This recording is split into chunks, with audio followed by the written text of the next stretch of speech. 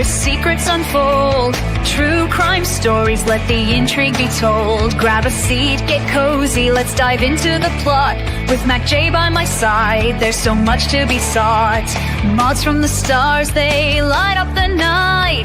Chillin' with Van, everything feels just right.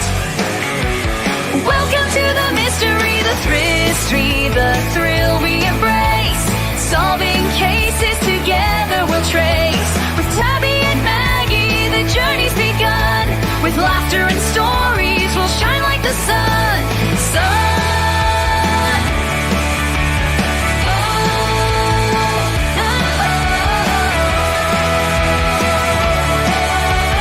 Spirit Time vibes with Lisa and Mark. Tia and Mel igniting the spark. According to Lean, curiosity flows. A curious rose in a garden of woes. Sweet misery whispers, tales that enthrall. While Matt, Meg, and Jody, we gather them all. Welcome to the mystery, the thrill we embrace. Solving cases together we'll trace. With Tabby and Maggie, the journey's begun. With laughter and stories, we'll shine like the sun.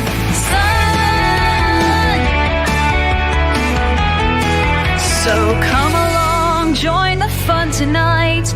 In Aussie true crime, everything feels so right.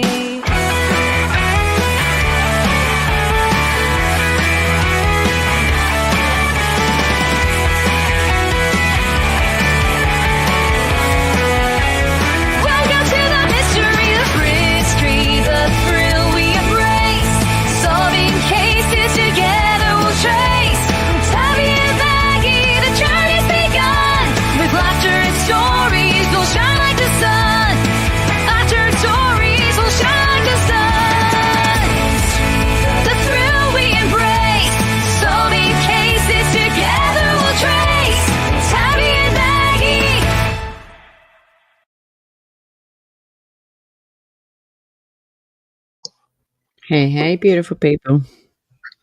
Hi, everyone. We had beautiful April T in here earlier. She's going to try and make it back. Beautiful Jody. And Megan, how are you, my darling? It's so good to see you in here.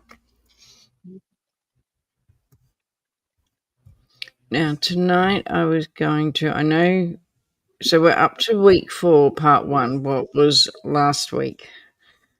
And I've put Monday, Tuesday in part 1. Wednesday we had a lot of technical issues, what sort of wiped out most of the day. So I've put Wednesday, Thursday, Friday in part 2. So they're both broke down just so that they're not so long lives. Yep.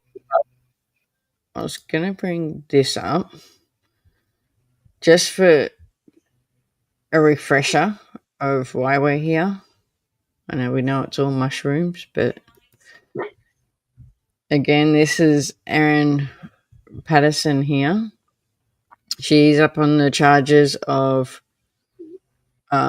three charges of murder and 1 of attempt at murder. We do know that there was some more attempts on Simon, but they all got dropped just before the court case. And I like this one because it shows us the people. What are the people mainly that we have been talking about? So, of course, we've got Erin Patterson up the top. Next to her is Simon Patterson, who is her ex-husband. Donald Patterson, who was Simon's dad and also passed away from the lunch. Gail Patterson, who was Simon's mother and also passed away. Ian Wilkinson, who we've spoke about heaps. He is the only remaining person from the lunch that survived it and was Simon Patterson's uncle, and his auntie, who is Heather Wilkinson, who also passed away at the lunch. We've also heard a lot from the children and the Facebook friends. And most of the evidence that has come out has been about the dehydrator, the messages, the phones, the mushrooms, what was all the experts, the website iNaturalist, what's where they got it all, and the 4 plates. So it just goes into all of that. I just thought that that was a good little recap of everyone that we are talking about. Yes, everyone talked about was like, yeah.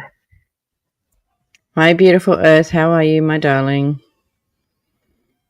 Jodie's back in here.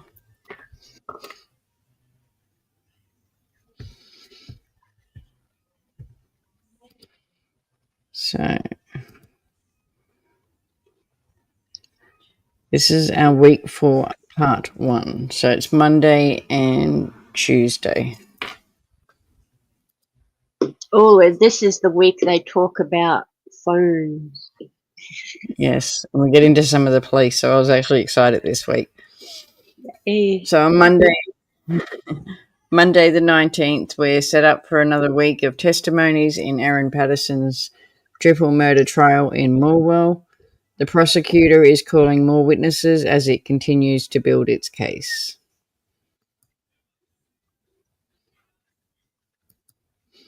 This week's first witness is Christine McKenzie, a former senior poison information specialist at the Victorian Poison Information Centre. The poison hotline is explained to the court, and Miss Kenzie explains the process of taking a call at the Victorian Poison Information Centre. She uses the example of a toddler who may have accidentally ingested a mushroom. Miss McKenzie says she developed an algorithm with mycologist Tom May, who we heard from last week, which helps them assess calls regarding the fungi and what advice to give. I'm sorry.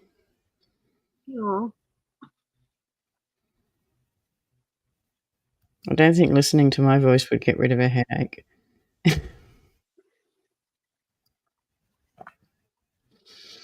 So Miss McKenzie says the most important thing from the VPIC is the point of view is being able to identify quickly the most toxin fungi, and says that the death cap is the fungi in which has caused the most deaths in Australia. The court hears the mushroom is usually present between March and May each year in Victoria if the temperatures and the moisture is right. You're too kind, Earth. So Miss Mackenzie tells the court that she took photos of the death caps and then attempted to pick and remove all the mushrooms she could see. She says due to her training, she was aware of their toxicity and was keen to remove them for safety. The prosecutor, Jane Warren, says that Miss Mackenzie, if there was a risk that more could grow in the same area, Miss Mackenzie said there was.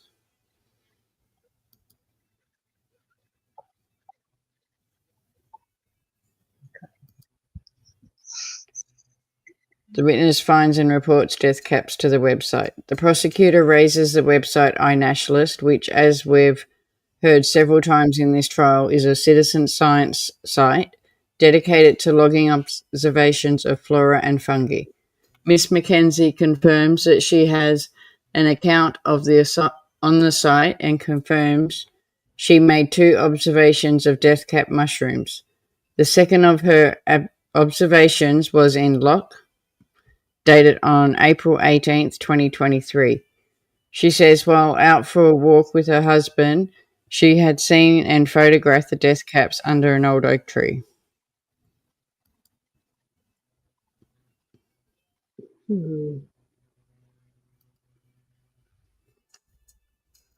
Screenshots of the iNaturalist website showing a page where Miss Mackenzie logged the location of the death cap mushrooms are shown to the court.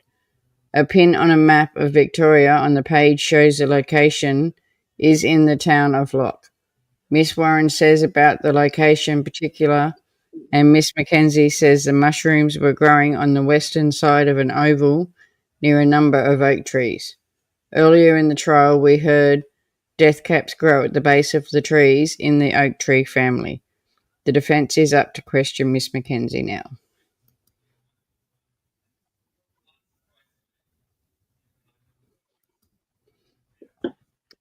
Defence Sophie Stafford asked Miss Mackenzie's fungi logging habits. Miss Mackenzie says that she has a habit of being on the lookout for the death cap mushrooms, and it was the first time she had seen them growing under those particular oak trees. Miss Stanford suggests that Miss Kenzie removed the mushrooms because she was worried someone would mistake them for edible mushrooms, and Miss Mackenzie agrees. She says that when photographing them, she attempts to capture all the features that would show they were death cap mushrooms. She tells the court that although concerned there was a risk they could grow back, she did not return to the site to check.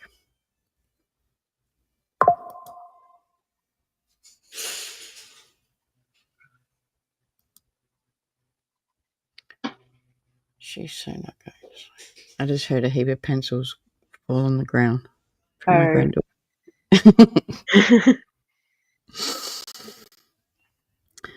More mushrooms posed by fungi enthusiasts shown to the court. Miss Stanford shows other images to the court featuring other observations made and posted to the iNaturalist by Miss Mackenzie. They included the stubble rose grill mushrooms and the butterfly collagen mushroom, which the defence established earlier in the trial are not known to be toxin. Hi, beautiful Anne's Place. How are you, my darling?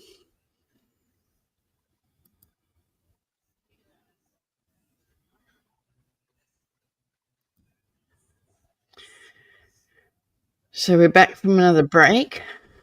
With that, Miss Mackenzie... No, we're out for the break. So Miss Mackenzie's testimony is wrapped up and the jury heads out for a break.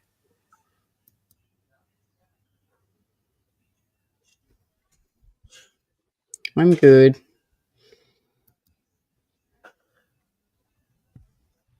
So the digital forensic expert is up next. Dr. Matthew Sorrell is next witness called to the stand. He is a digital forensic science expert with particular expertise on mobile phones and the mobile phone networks.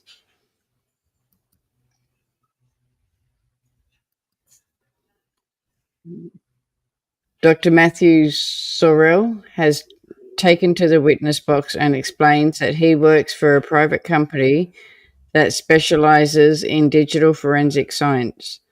Mobile phone data and analysis of telecommunication records is a specialty of his, he says. Dr. Sorrell has experience in the telecommunication industry overseas and in Australia, and also works in the University of Adelaide.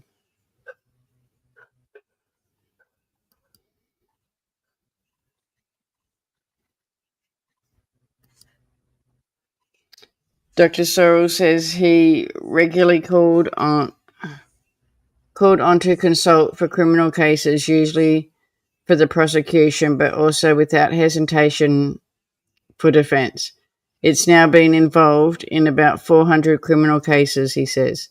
In this case, Dr. Sorrell says his focus has been on the Telstra mobile towers.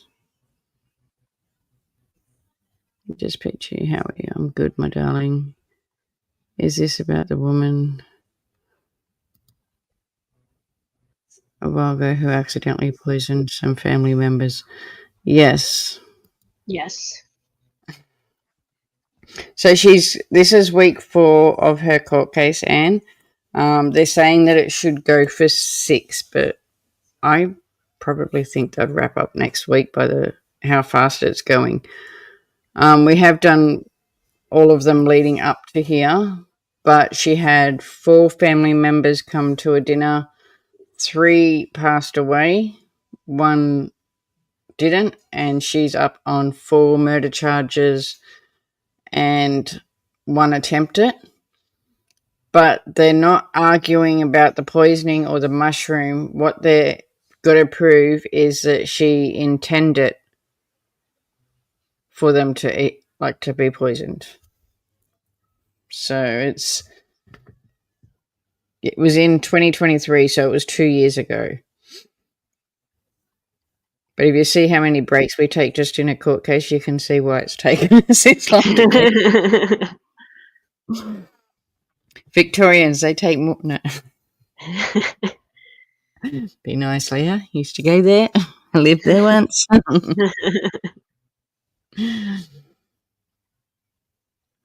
So this is week 4, our part 1. So Monday, Tuesday of last week. So Dr. Saul says that he's regularly called on to consult. Oh, did I read that one? Yeah, it's mostly this. As Mac J said, this is a phone expert. Yes.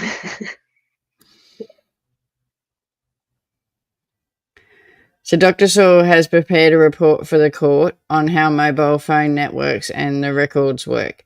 He's asked what a mobile phone network is by prosecutor Jane Warren. In response, he enthusiastically says he'll do his best to sum up a telecommunication degree in 5 minutes. After the jury got a crash course in mushroom toxology last week, now they're getting an education in how phones work. I don't know all the details, but from what I remember when it just happened, I believed her it was pure accident.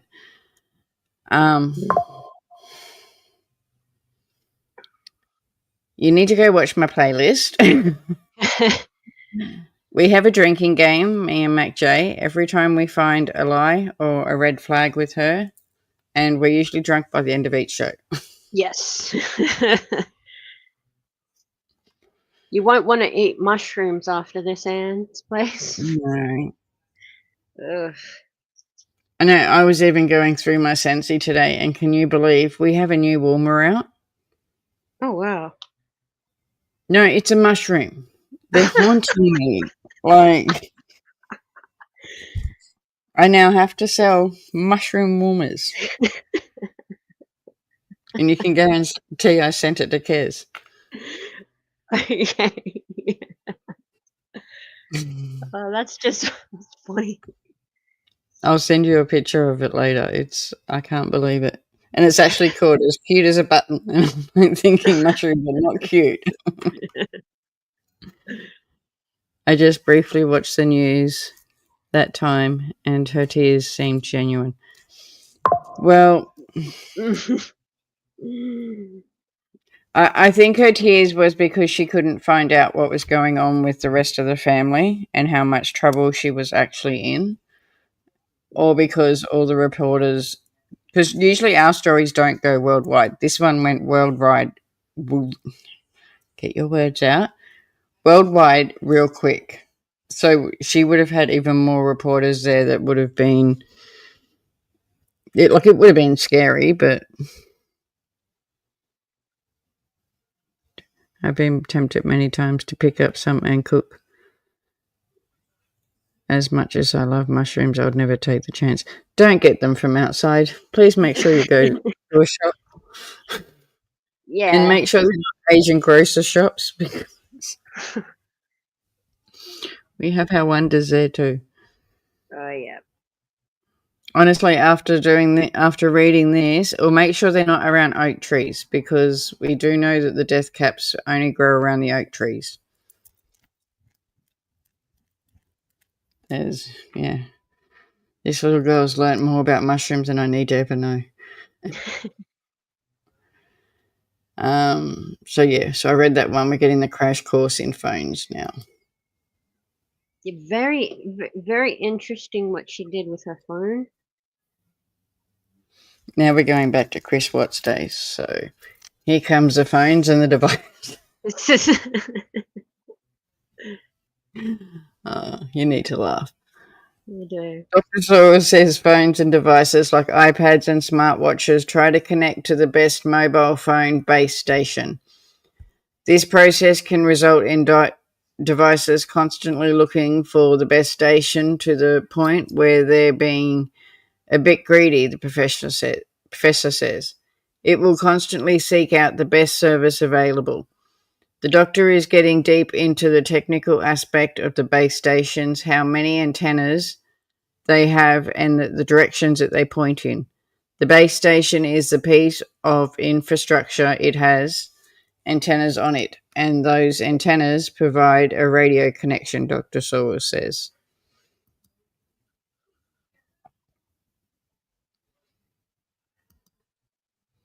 The map of Gippsland base stations is shown. So a map of the mobile phone base stations around the town of Korbara is shown to the court.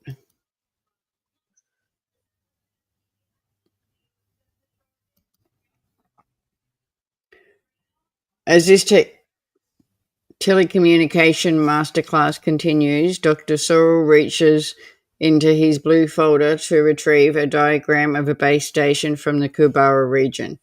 The Korbara is the town near Erin Patterson's home in Lanangatha, and the diagram is shown to the court.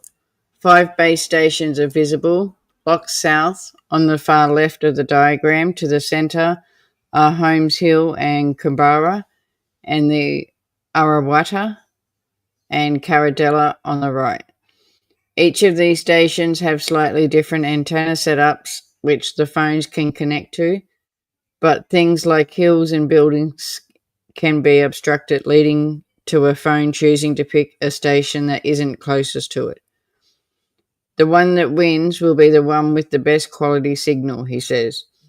Dr. Soros says if a phone is moving around, it may flicker back and forth between different base stations as it searches for the best signal. No, there's no silly questions, my darling. No such thing as a silly question. Why would this be important to know? So what they're going to go into is the fact that Erin Patterson, so what we've learned so far is there is a website called iNaturalist, and that's where people put up when they find these death cap mushrooms. Now, she's saying she didn't forage for it, but the police are trying to prove that she did. And what they're going into now is the phone, like where the phones could be, and explaining that to the jury, because her phone pinged at 2 areas where death cap mushrooms were up on the iNaturalist site as saying that they were there.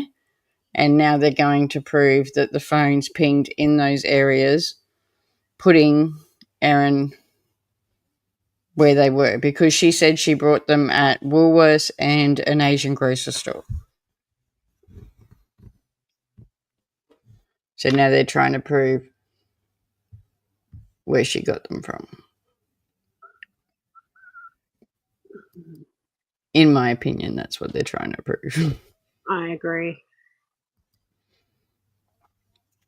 The cell coverage area of the base station is about 40 kilometres, Dr. Sorrell says.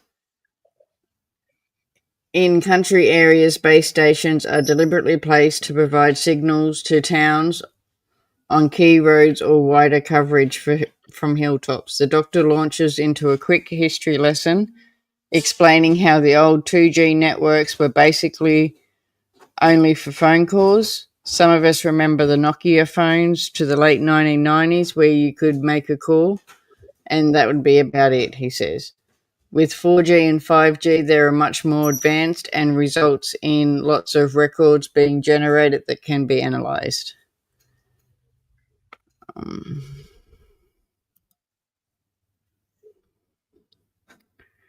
Could she have seen on the website that the death caps would be there, or do they destroy them when they are found? So they do. Some of them do destroy the mushrooms when they photo them, but other people don't. Like they can be. Anyone can go onto this iNaturalist website. Like even if I went and found a death cap, I could take photos and put it up there. So not everyone would be destroying them, and even if they destroy them, they can still grow back just as quick. So, do you know what I mean? If I destroyed it and said it was there, a week later there could be another death cap there. So she could still go to where they were. And if you look up the iNaturalist website, it gave them pinpoint exact spots where the mushrooms were. I think it was in the end of last week's one, where we were showing pictures of what's on the iNationalist website. Yes, it was last time.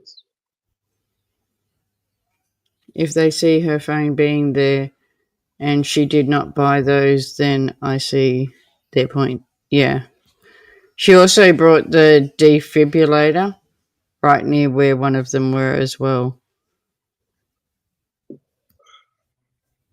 Oh my god, I'm destroying all the mushrooms growing in my... We do know that they grow at the base of the willow tree, so if you've got no willow trees, they should be okay. But we can't go by look. We have learnt that. Yes. Because they might look okay, but they're still not.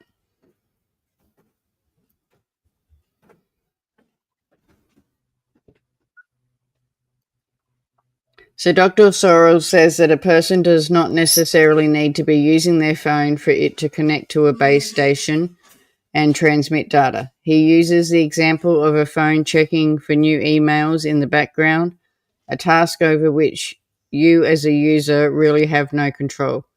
If a device is moving or traveling, that will happen to the connection, the prosecutor asks. Dr. Sorrell explains again that the phones will hand over from one set of base stations as the phone travels, despite no interruption in service. He says a data connection will show a record of these handovers.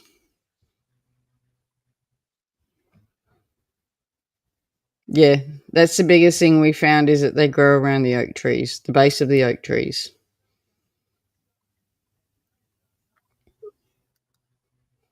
And we take a break for lunch. The judge calls a break 5 minutes earlier than usual, and we hear more from Dr. Sorrell after the break.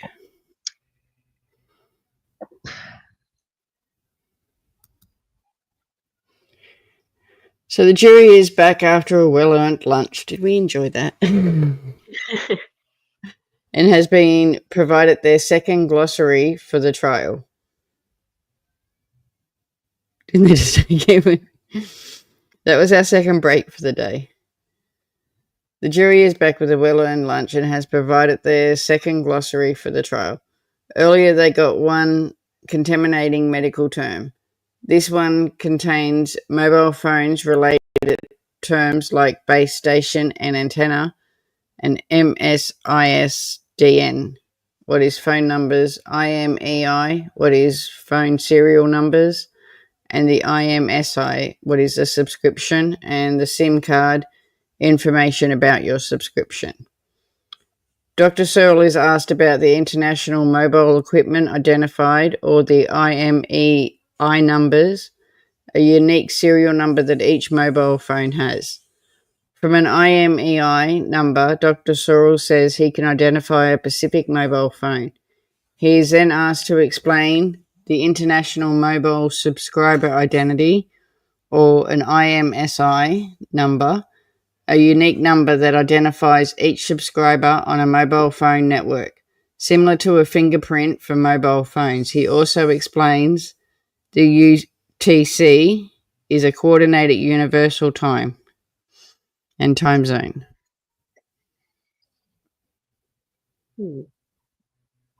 I think quite a few do. Yes. We've already lost one juror too, Anne.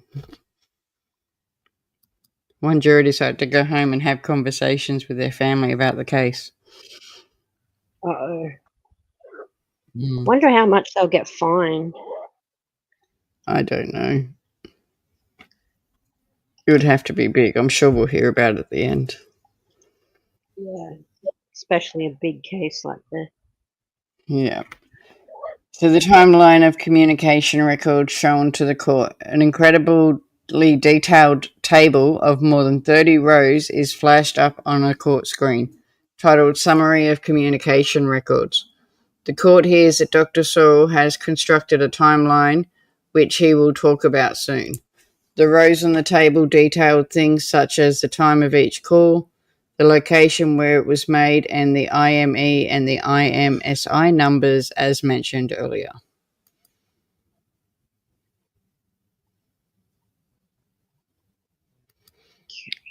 I wouldn't listen to this kind of info right after. No, I'd switch off and go to sleep. I say that, but I sit here every day and sit there. Court's in. What's going on today?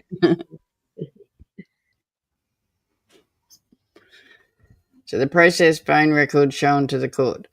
The court is shown what is described as a process record. This appears to be a record of Erin Patterson's phone usage.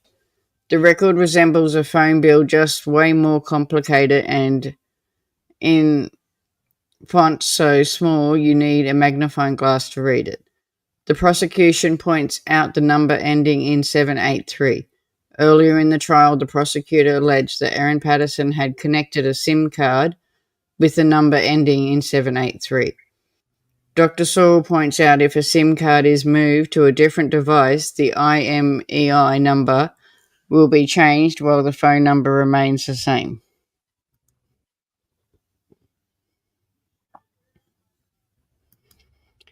Now I want to turn to the records you're analysed for the case, Prosecutor Jane Warren says. With a grin, Dr. Sorrell confirms he's been given more than 4 years of records to analyse for this case. It's unusual that I'd cover 4 years of records, he says. Normally I'd be given a targeted period of about a month, or a few weeks or a few days. Miss Warren says Erin Patterson was the registered user for the 783 phone number being used. She notes the IMEI number changed several times during that period. So she was changing her phones? Yeah. Dr. Seems so. Yeah. Like the same SIM, but changing the phones. Wonder Dr. why. Searle confirms it. Yeah, I'm not sure. Hmm.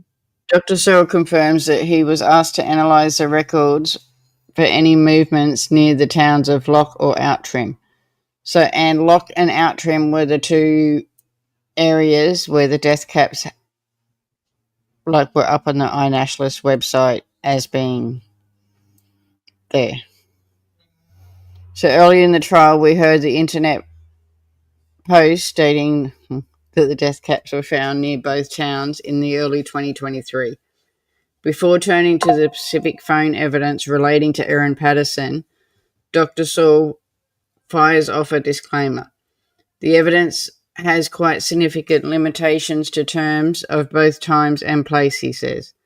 The best that can be said is that a phone is in a general area or that the phone is not in a particular area. He says, for instance, the records wouldn't give much away. If a person leaves their phone on an airplane mode or if the battery has gone flat.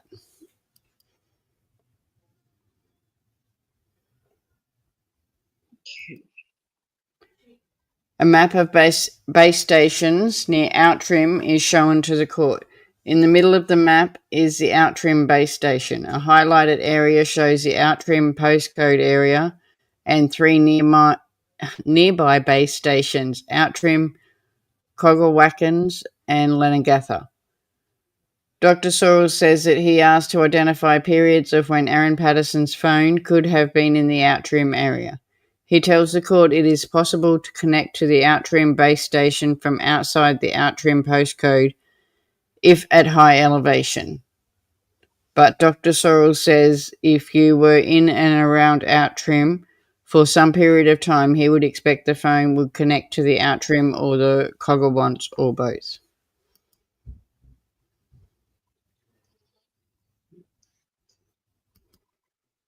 Dr. Sorrell says as part of his team analysed, they looked at occasions where Miss Patterson's phone stayed in one area for prolonged periods and other occasions where it appeared to be a passing by.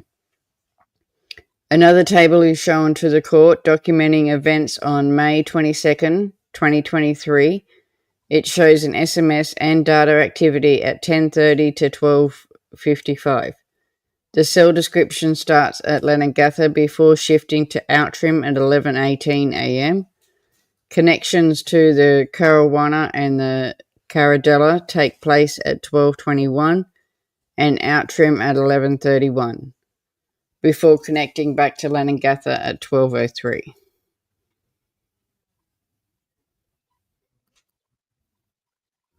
Okay. So that was one of the trips.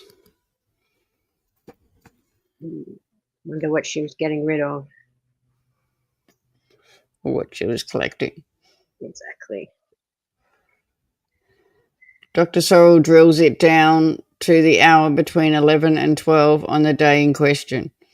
In that short period, Erin Patterson's phone appears to have made more numerous base station connections. Some of the locations included Leningatha, Outram, Cornawara, Caradella, and the Mibu North. As Dr. Sorrell said earlier, these phones are greedy and often go searching for the best possible base station with the strongest signal. He drills down further to the window between 11:24 and 11:49, when the phone remains almost constantly connected to the Outram base station, apart from when it was hooked to a station at Foster North for a few minutes. It indicates at the point the phone is more likely to be relatively stationary, he says. Oh, Megan. Please tell me in 6 hours you're okay.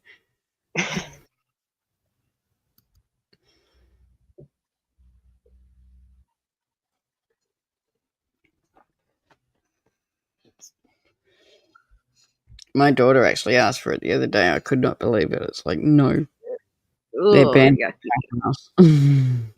And I loved mushrooms before this case.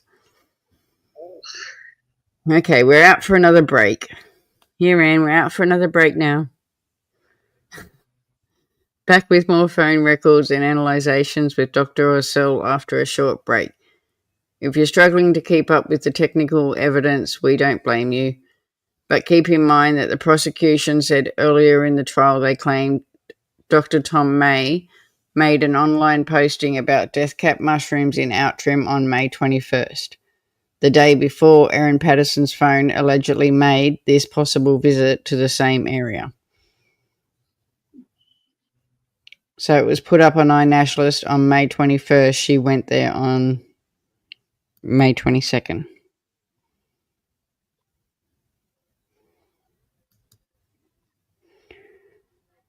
So we're back from the break and picking up with Dr. Sortell's analysis of the phone records alleged to be from Erin Patterson's phone.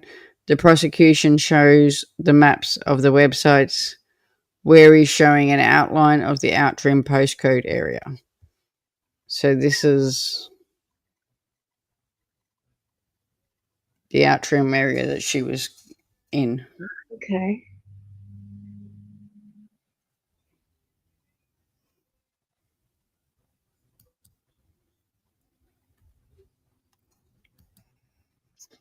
And you can, I don't know if you can see my arrow, but you can see Leningatha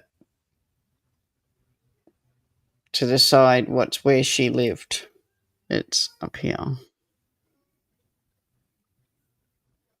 Yeah, you can't see my arrow on there.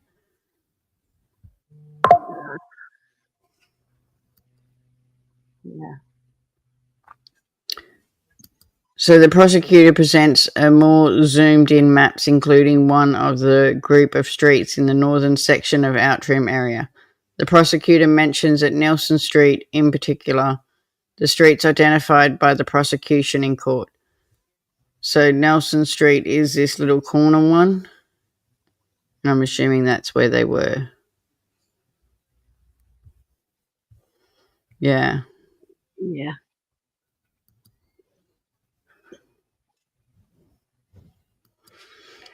So Dr. Sorrell cross-references the location on Nelson Street with the Outram base station.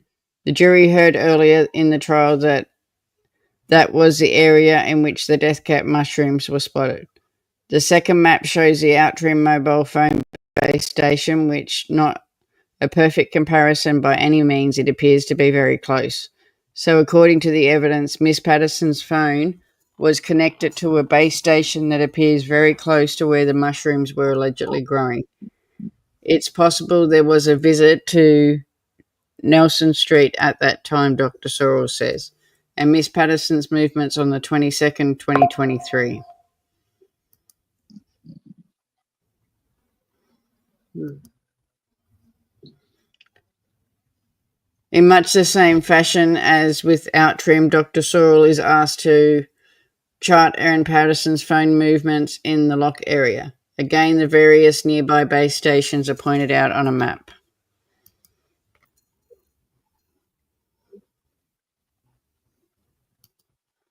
Attention now shifts to a potential trip Miss Patterson made to Lock on April 28th, 2023.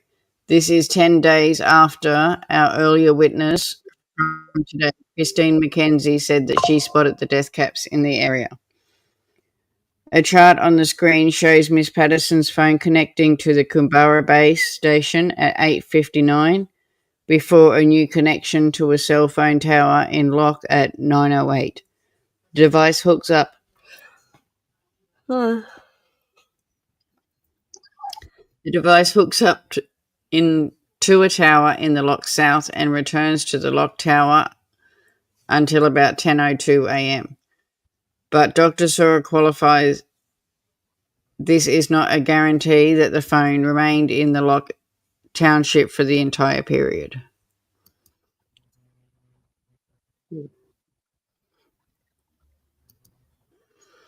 The court is shown another detailed chart. This is a possible return trip from Leongatha to Lock on May 22nd, 2023. The record shows Miss Patterson's phone connected continuously to a Lock South tower from about 9:18 till about 10:01. This points to the phone being in a close to the Lock Township. It can be moved very far. It can't be moved very far, Dr. Sorrell says. So, did she go there earlier? They weren't there because that lady had taken the mushrooms and then she had to go back on May 22nd? Possible. Because that was the same day she went to the other ones.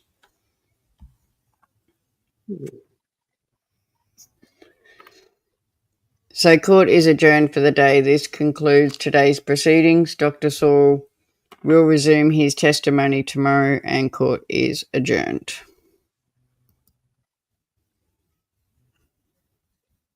So that was the end of Monday. So what we learnt, another week of Erin Patterson's motor trial was underway in Morwell. Monday we saw two witnesses give testimony in the triple murder case. Christine McKenzie, a poison expert and fungi enthusiast, gave her testimony regarding the death cap mushrooms in the Outtrim area. Telecommunication expert Matthew Sorrell gave us a detailed account of mobile phone networks before sharing his analyzation from a phone number linked to Erin Patterson.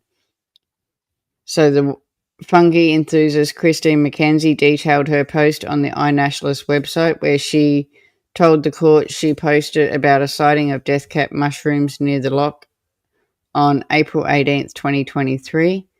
Miss McKenzie says she picked all the mushrooms she could see to dispose of them, but was concerned they might grow back and be picked by foragers.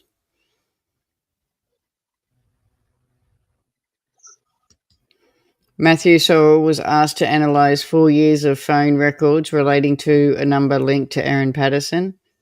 Dr. Sorrell says the phone number was recorded connecting to the Outtrim and the lock close to the dates where death cap mushrooms observations were recorded online.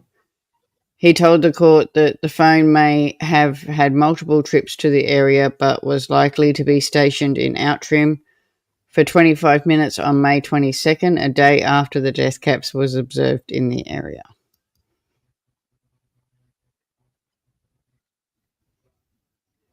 Okay. So then we got to Tuesday, the 20th of May, 2025. A new day of court proceedings is set to get underway in Erin Patterson's triple murder trial in Morwell. On Monday, we heard the telecommunication expert Matthew Sorrell, who gave the court a detailed explanation of mobile phone networks and the alleged movement in Erin Patterson's phone. His testimony will continue today.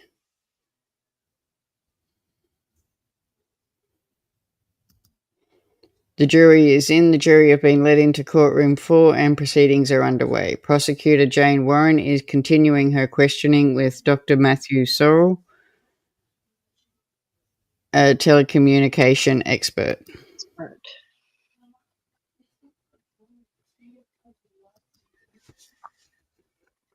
So Dr. Sorrell tells the court through the various base stations around the lock area. As we heard yesterday, a base station is the main communication point that nearby mobile phones will connect with and transmit data to.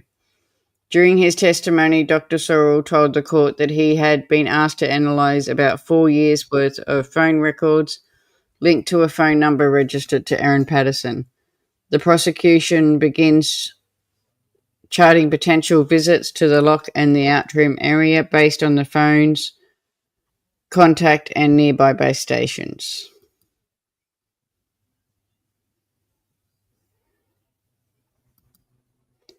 The prosecutor begins its recount of potential visits, which were recorded near the Po Wong Central Base Station in March 2022. Dr. Sorrell says the Po Wong Central Base Station could be recorded during a visit to either Po Wong or Lock. Justin Beagle interacts and says he is confused by the mass of data being presented and asks Miss Warren to make the reference clearer.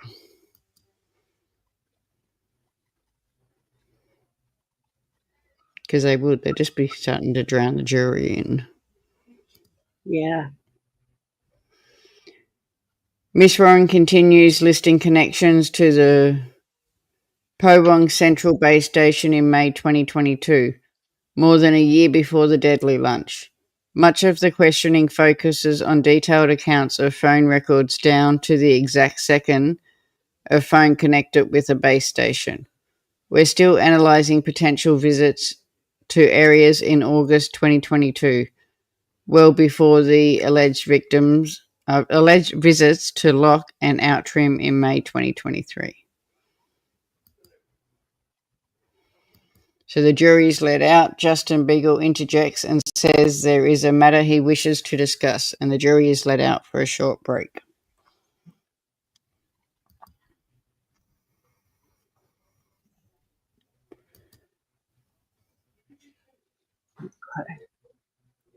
Yeah, he was cranky about something.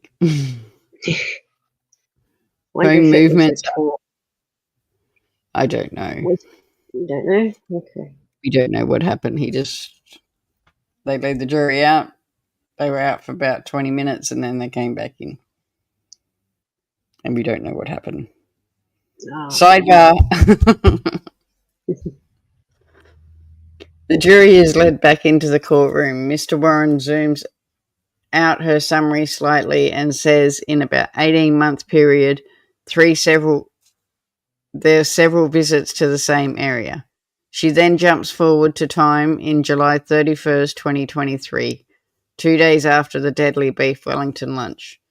A list of phone records from that day shows connections to a base station in Leongatha during the morning, moving to the Ko Wong and the Outram later in the day before returning to Leongatha later. That would have been when she done her son's flying trip. Yes, that would be it.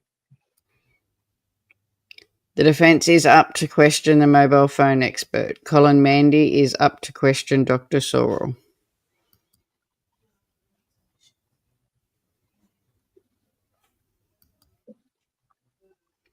Defence cast out over July 31st phone records. Mr. Mandy zeroes in on July 31st, 2023 phone records. He raises previous testimony that Dr. Sorrell, when he told the court even movement around the house could affect which base station the phone connects to. Mr. Mandy notes a brief window of time in which the phone connected to base stations in Leongatha, Corriwam and Outram during the morning. Dr. Sorrell confirms there is no record of the phone's location between the connections, and Mr. Mandy says that any guesses at its location would be an entire speculation.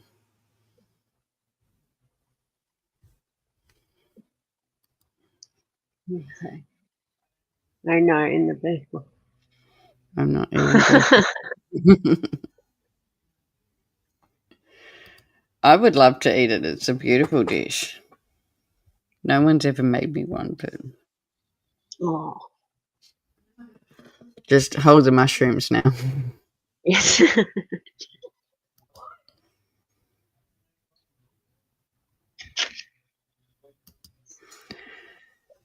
No exact location is given by phone records expert. Mr. Mandy again states that Dr. Sorrell did not provide exact locations after the phone connected to a base station, but merely a general area. The data cannot exclude alternative propositions, Mr. Mandy says. Yes, that's right, Dr. Sorrell says.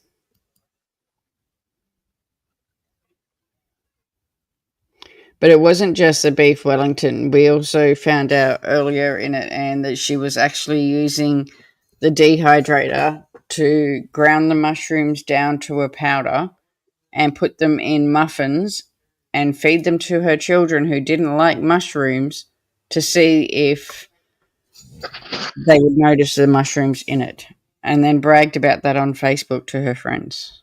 Oh, wow. That's nuts. Mm.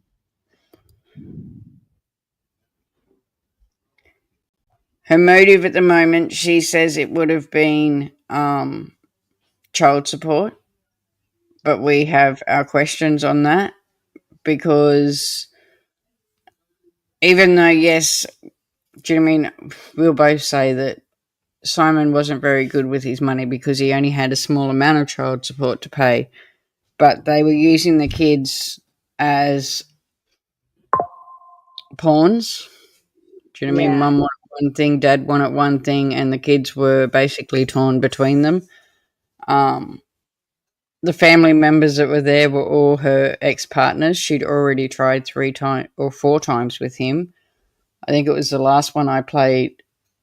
I had a screenshot of where he actually was talking about one of the times, and they had to call his family into the hospital 3 times because they didn't think he was going to make it.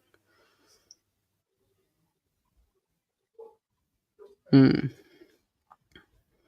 like poor Simon, who's her ex-partner, the dad, he lost his mum, his dad, and his auntie to this. And even the auntie and uncle said that they didn't usually get invites to her house.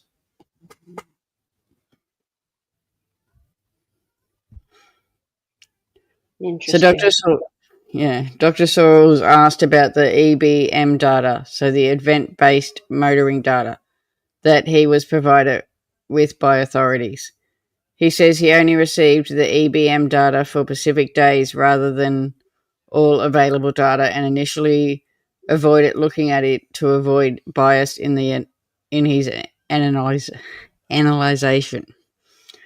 I will get the word out. Mr. Mandy says that if he wanted to, he could receive EBM data for the entirety of the past 2 years. Dr. Sorrell says that is correct, but he did not request it. Mr. Mandy bursts out some maps of his own, and Justin Beagle jumps in to request a break.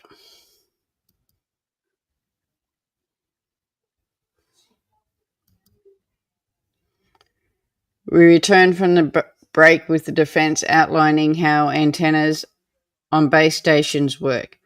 In similar fashion to how he cross-examined witnesses during the whole trial, Mr. Mandy is making asseverations and having Dr. Sorrell confirm them.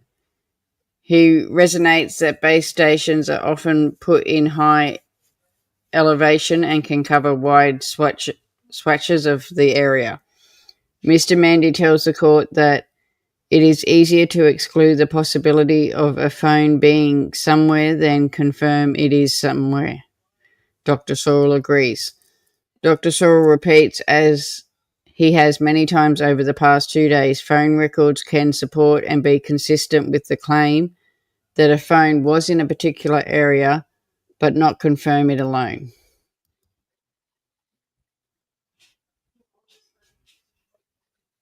Okay. The defense spends the next few minutes casting doubt over how much can be, I think I've spelt that wrong. It's supposed to be learnt. I don't know where I got that G from phone records. Mr. Mandy again confirms with Dr. Sorrell that phones do not have to be in use to make a connection record, and that we have no knowledge of periods between when these connections are made. Very little of the questioning today appears to deal directly with the actual case or the events surrounding the lunch in which Erin Patterson is accused of.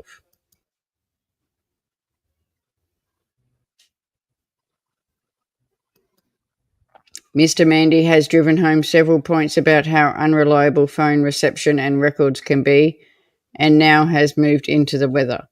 Dr. Sorrell confirms that sometimes inclement weather can affect base station reception. It is not mentioned what the weather was like on these days in question relating to the case. It's Melbourne, you'd have all 4 weathers in one day. Mr. Mandy draws us back to Outtrim Base Station, which the prosecution outlined was a recorded connection in Erin Patterson's phone. Mr. Mandy says the base station could also theoretically connect the phones in areas such as Foster North, Milbo North, which Dr. Sorrell agrees with.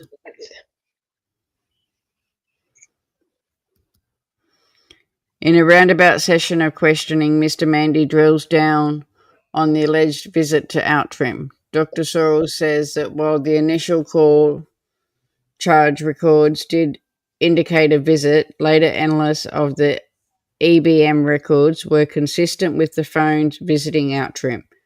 As a quick refresher, the EBM, or the event-based monitoring records, are made whenever a phone performs a task that requires a data connection, such as when your phone scans for a new email or a new Facebook notification. Mr. Mandy then summarised the EBM records are a useful tool in establishing a phone's position. Dr. Sorrell agrees. If you're following any of this, you'll remember that Dr. Sorrell was only provided with the EBM records of Erin's phone on certain dates related to the investigation rather than all of the records for the past 2 years. Mr. Mandy noted that although he could have requested all records, he did not. It's been a very dry morning and Justin Beagle signals for another break. We break for lunch. Okay. Yeah. My tongue is tired. We return from lunch and Colin Mandy continues with questioning the telecommunication expert, Matthew Saul. They like keeping people up here for like 2 days, don't they? They really do. I mean, those poor,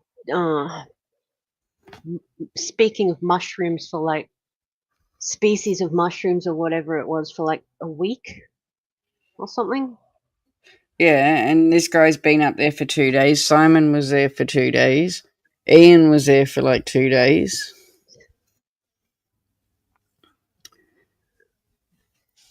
So Colin Mandy continues with questioning the communication expert Matthew Sorrell. He continues where he left off, underlining the EBM data can change on experts' opinions. To illustrate, Mr. Mandy states that Dr. Sorrell could now determine whether Erin Patterson's phone had likely travelled to Outtrim based on her call records alone and required the EBM data to correlate this fact. Dr. Sorrell agrees. Mr. Mandy then points out again that Dr. Sorrell only had access to the EBM records for around 20 or so days in question.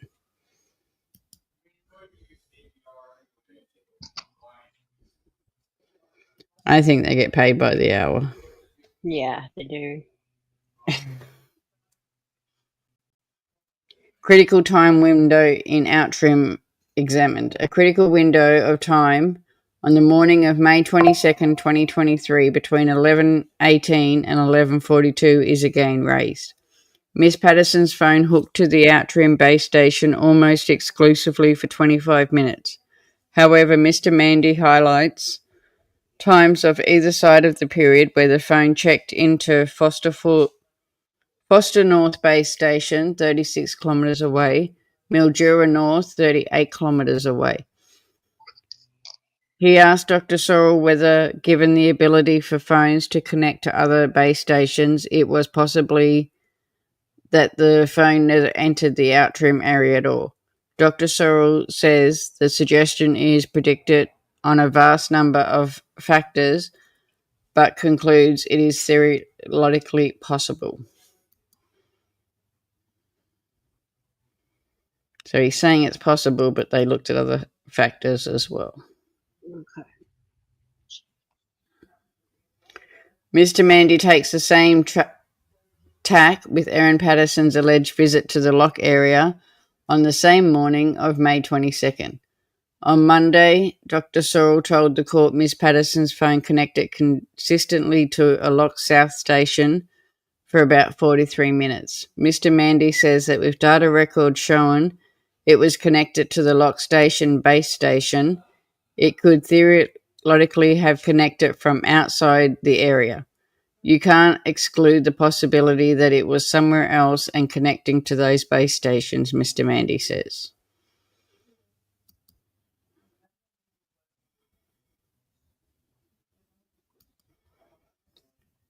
After a brief discussion of more topology, Mr. Mandy jumps to a completely different topic: people using different mobile phones. Mr. Mandy lists some of the more obvious reasons someone might change their SIM card or mobile phone. Reasons such as upgrading to a new mobile, repairing a broken phone, and exchanging phones with a family member. In their opening argument, the prosecutor alleged Erin Patterson utilised 2 phones and 2 SIM cards in the days surrounding the lunch.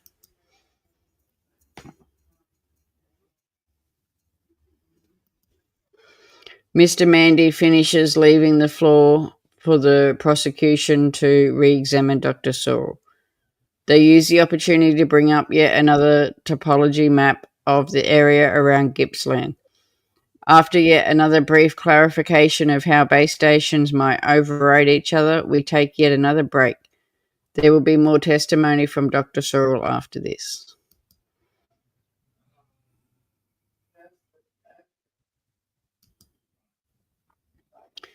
The range and angles of reception charted. Much of the questioning of Dr. Sorrell has hinged around the potential range of angles of a mobile phone-based tower. Dr. Sorrell has indicated on various maps where the base stations in the Gippsland area are, as well as the elevation of the angles that they face. The jury is being led back into the courtroom now as we return from the break.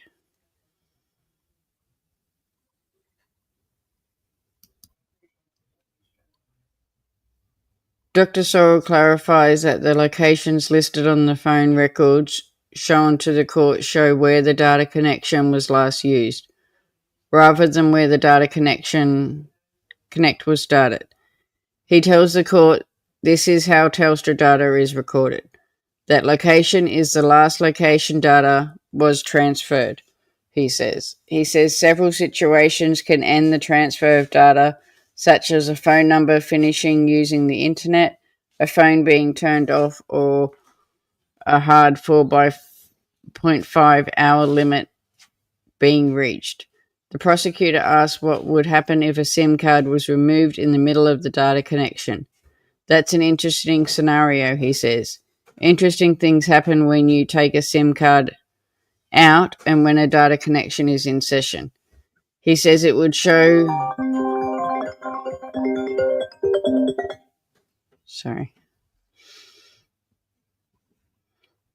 The prosecution says that would happen if the SIM card was removed in the middle of the data connection. That's an interesting scenario, he says. Interesting things happen when you take a SIM out of the data connection is in session. He says that it would show an end to the data connection and it would reflect in the record. The prosecutor has no further questions, and a small murmur goes around the court at the end of Dr. Sorrell's evidence, and he departs the court.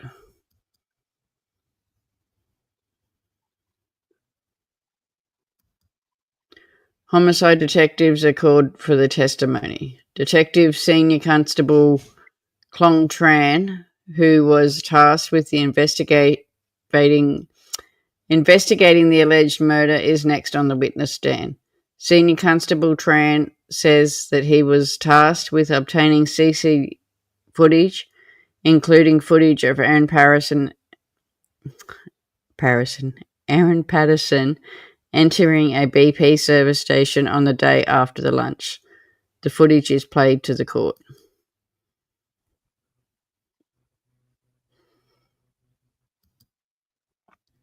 We're taken to a service station in Callanvale at 3:20 on July 30th, the day after the lunch.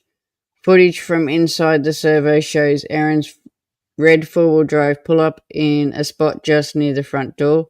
The door opens and Erin can be seen getting out and walking in.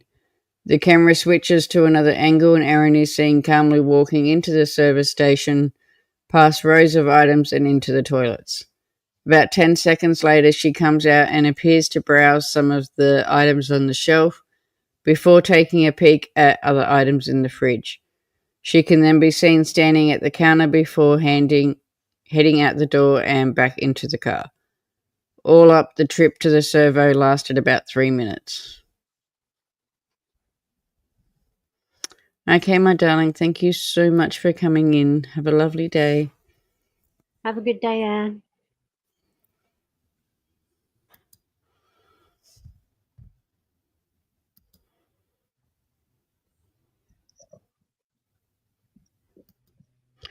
The court is showing still images from some CC footage which shows Erin Patterson's red MG vehicle pulling up at the service station and getting out. In the footage, she is wearing a grey jumper and white pants while carrying a small bag with a cross-body strap. Miss Warren suggests that Erin Patterson's toilet visit lasted around 9 seconds. Earlier in the trial, the court heard that Miss Patterson had told hospital staff that she had suffered vomiting and diarrhea in the days after the lunch.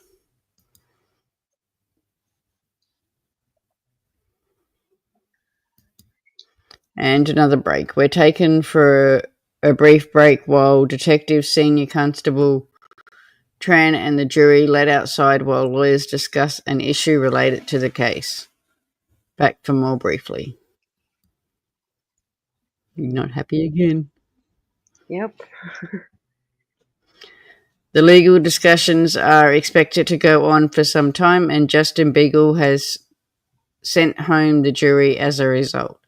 They will return tomorrow, as will the Detective Constable Tran, and will wrap up a very technical, slow-moving day of evidence.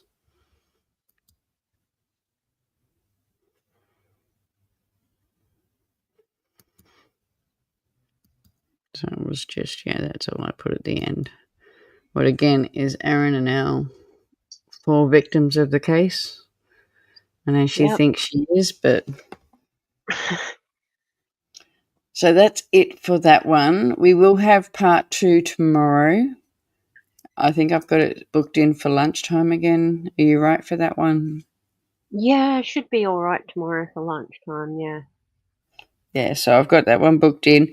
Now, we are working on another case. Did I put her in here? Yes, I have. So this is one that we are working on. We will have it out by the end of the week. But this is Phoebe Bishop. She is a 17-year-old that is missing from the Gingin Bundaberg area. She was apparently last supposed to be dropped off at Airport Drive, Bundaberg, for a flight coming to Brisbane and then going on to Western Australia. She never booked in for her flight. She's not been seen since, and neither has any of her luggage. She was wearing a green tank top and grey sweatpants. But I'm putting a timeline together and we will do a full presentation of everything that has happened. But please pray for her if you are in the area, especially my replay crew. I know I have an amazing replay crew on here. If any of you are in the area, any of you know anything, there's numbers here. There's the police link, what is 131 444. And there's also the website there as well. So again, it's Phoebe Bishop. She's missing from the Gin Bundaberg area, and it is something that we are going to be covering as well. Yes.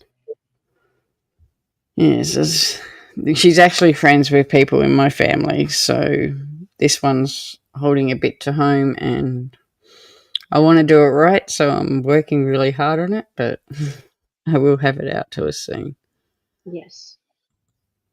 But other than that, thank you everyone for coming, and we'll see you all tomorrow for part 2. Good. Thanks, everyone. Thanks, guys. Bye. Bye, everyone.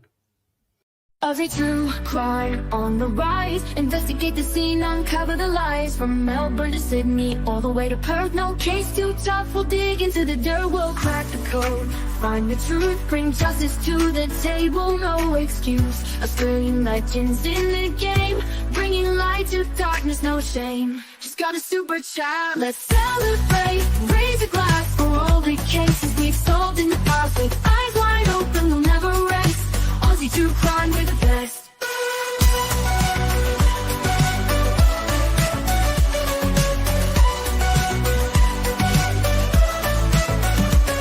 From cold cases to missing persons, we'll leave no stone unturned. Every version detectives in our hearts will never give up. But justice and truth will always hear us. Ooh, thank you so much. Let's celebrate, raise a glass for all the cases we solved in the past. With eyes wide open, we'll never rest. Aussie true crime, we're the best.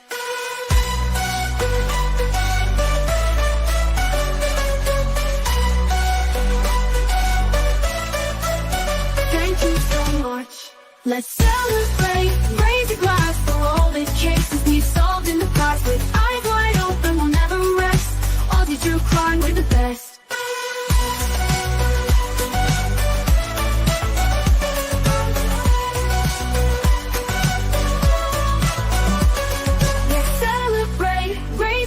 For all the cases we've solved in the past. With eyes wide open, we'll never rest.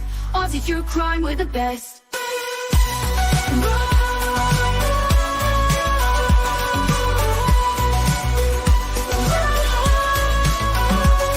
Let's celebrate, raise a glass for all the cases we've solved in the past. With eyes wide open, we'll never rest. Aussie true crime, we're the best. Thank you so much.